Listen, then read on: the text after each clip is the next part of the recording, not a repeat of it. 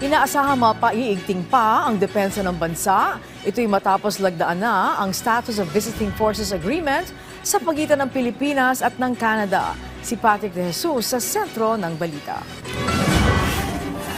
Pinaigting pa ang defense cooperation sa pagitan ng Pilipinas at Canada. Sa unang beses na pagbisita sa Pilipinas ni Canadian National Defense Minister David McGuinty, opisyal na nilang nilagdaan ni Defense Secretary Gilberto Teodoro Jr. ang Status of Visiting Forces Agreement ng dalawang bansa. Ito rin ang unang kasunduan na pinasok ng Canada sa isang bansang nasa Indo-Pacific region. Right now, our defense relationships and person-to-person relationships and our exchanges of information are robust.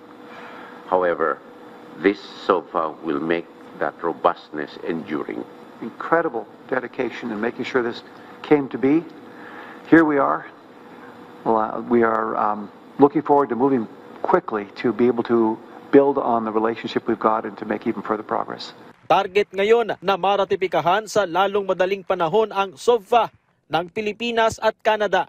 Oras na maging epektibo, mas magiging madali ang deployment ng puwersa sa teritoryo ng dalawang bansa para sa mga pagsasanay at iba pang aktibidad.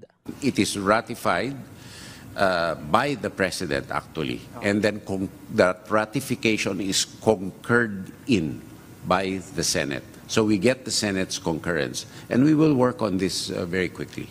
Ang Canada ang ikalimang bansa na may kaparehong defense agreement sa Pilipinas. Patuloy naman ang negosasyon para maisapinal ang SOFA sa France, habang una na ring nagpahayag ng intensyon ang United Kingdom. Patrick De Jesus para sa Pambansang TV sa Bagong Pilipinas.